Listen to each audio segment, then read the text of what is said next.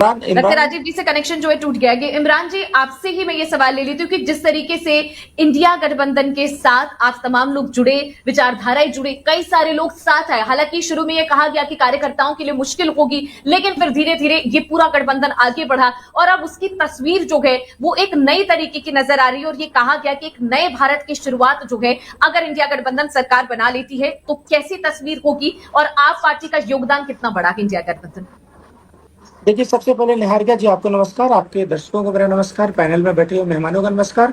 ये आज की जो जीत है, ये जनता की जीत है, संविधान की जीत है, लोकतंत्र की जीत है। जैसा कि एग्जिट पोल के हिसाब से हर कोई दावा कर रहा था कि 400 पार, 400 पार, 450, 380, 370 का जो आंकड़ा लोग प्रस्तुत कर रहे थे, लेकिन हम सबको विश्वास था कि हम सबके जो अलग अलग राजनीतिक दलों के बड़े नेता, मजले छोटे नेता, तमाम कार्यकर्ता जब जनता के बीच में जाते थे सिर्फ मुद्दे की बात करते थे। हम लोग पानी, शिक्षा, बिजली, रोजगार पर, बेरोजगारी पे बात करते थे, हेल्थ पे बात करते थे। लेकिन इवन यहाँ जो सत्ताधारी पार्टी है वो सिर्फ 80-20, सिर्फ वही माँ माँ माँ माँ माँ से मुस्लिम, माँ से वो क्या मंगलसूत्र वगैरह वगैरह, उसका नाम लेना भी मुनासिब नहीं समझता हूँ।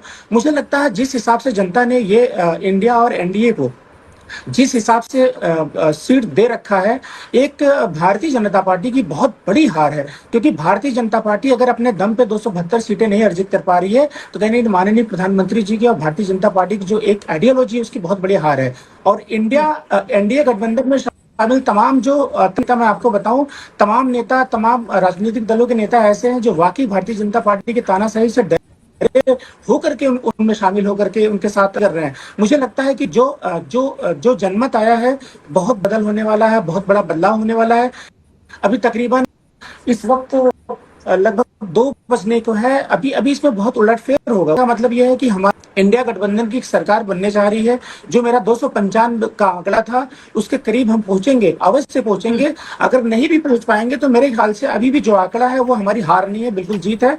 और इस तरह का चुनाव, इस तरह का लोकतंत्र, इस तरह का जनतंत्र होना चाहिए। इस तरह कहने का तात्पर्य कि जनता के साथ अगर आप मजाक करोगे, जनता को बेवकूफ समझोगे, जनता के बीच जा करके अगर मुद्दे की बात ना करोगे, उनकी पानी, शिक्षा, बिजली, रोजगार की बात नहीं करोगे, कितनी महंगाई बढ़ी है, महंगाई पे बात नहीं करोगे, और वुमेन डिफेंस की बात नहीं करोगे, केवल और केवल भारत के प्रधानमंत्री, उत्तर प्रदेश इतने बड़े सूबे के मुख्यमंत्री सिर्फ जाकर के मुसलमान, घुसपैठिए, मंगलसूत्र और मतलब आपके किचन में क्या बन रहा है, खाना, आपका पोशाक क्या, इस तरह की अगर राजनीति करेंगे जनता के बीच में, मुझे लगता है यही जनता जो आपको इतना बड़ा मतलब 2019-2024 में आपको सरकार बनाई है, इतना बड़ा आपको नंबर्स दिए हैं, वही जनता आपके खिलाफ है। वही जनता आपके पीछे से ढकेलने का काम कर रहा है। वही जनता आपको सबक सिखाने का काम कर रहा है। तो मुझे लगता है क्या जी, 2024 का चुनाव एक बदलाव का चुनाव है। इसके बाद तमाम जो विधानसभाओं का चुनाव या 2000 जो लोकसभा का चुनाव है, सरकार किसकी बनती है ये तो हो जाएगा। एनडीए की सरकार बनती है कि इंडिया की सरकार बनती है, लेकिन जिसकी भी सरकार बनेगी वो तानाशाही रवैया नहीं अपना पाएगा, क्योंकि लोगों का ख्याल रखना अब इनकी मजबूरी बन गई है, इनकी मजबूरी बन चुकी है। अब तानाशाही रवैया नहीं अपना पाएंगे निहारिका जी। ठीक है। जैसा कि इमरान जी ने बहुत सारे मुद्दे जो है भुवन जी उड़ाए, आपने भी ये चीज कहा कि सरकार जो है अगर बनती भी है एनडीए गठबंधन की, तो जिस तरीके से तानाशाही वाली सरकार थी, जितने ज्यादा बयानबाजी हो रहे थे, लगातार बहुत सारी चीजें जो है उठाने की कोशिश की जा रही थी। और ये जो है कई सारे पॉइंट्स में ये भी कहा गया कि बहुत सारे ऐसे सेक्टर है देश के जो दबाव में काम कर रहे थे, ये तमाम मुद्दे।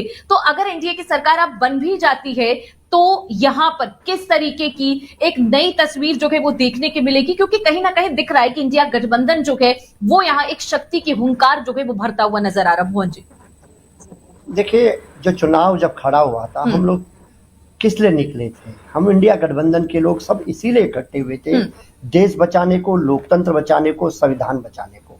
आपने देखा कि किस प्रकार भारतीय जनता पार्टी ने चंडीगढ़ में लोकतंत्र की हत्या करी, और अगर माननीय सर्वोच्च न्यायालय नहीं हो पाता तो हमको और आपको न्याय नहीं मिल पाता। और ये भी पक्की बात थी, इमरान भाई हमारी बात से सहमत होंगे, जो हमारे आम आदमी पार्टी से जुड़े हैं वो भी सहमत होंगे कि अगर इस बार भी इनकी इतनी सत्ता में मजबूती से वापसी हो जाती है, और मुझे तो अभी आंकड़ों पे आखिरी नहीं है, अभी भी उम्मीद है, लेकिन मैं कह सकता हूँ ये पूरे देश को चंडीगढ़ बना दे। लेकिन जिस प्रकार का जनादेश आ रहा है, अब इनकी हिम्मत नहीं है कि ये लोकतंत्र को छेड़ पाए, और जैसी भाषा इनके सांसद बोल रहे थे, इनके कैंडिडेट बोल रहे थे, माननीय प्रधानमंत्री जी बोल रहे थे। मुझे लगता है इस तरह की भाषा बोलने का, जैसा ही बोल रहे थे कि हम संविधान को बदलेंगे, हमें 400 सीट लीजिए। अरुण गोविल जी ने बोलने का काम करा, इनके साउथ के उन्होंने बोलने का काम करा, इनके मिर्जा जी ने बोलने का काम करा, इनके सांसद बोल रहे, इनके कैंडिडेट बोल रहे।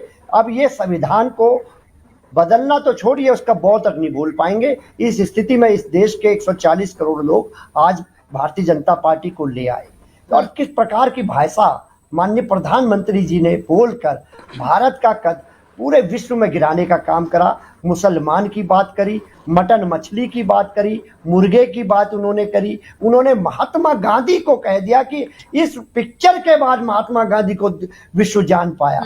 अरे महात्मा गांधी तो वो गांधी जी हैं जो देश के आत्मा है, आइडियोलॉजी है। क्या इस देश की कल्पना करी जा सकती है महात्मा गांधी के बिना? या इस देश की कल्पना करी जा सकती है राम मनोहर लोहिया जी के बिना? क्या इस देश की कल्पना करी जा सकती है भीमराव अंबेडकर के बिना? ये तो इस मूल तत्व हैं, हमारी आत्मा है, देश की आत्मा है। इनको आप कहेंगे कि एक प्रधानमंत्री जैसे पद के एक सामान्य व्यक्ति कह दे, वो भी बहुत गलत बात है। लेकिन प्रधानमंत्री जो पूरे देश को विश्व में रिप्रेजेंट करते हैं, वो इस तरह की भाषा बोलेंगे, मंगलसूत्र की बात वो बोलेंगे, वो हिंदू मुसलमान की बात बोलेंगे, भारत पाकिस्तान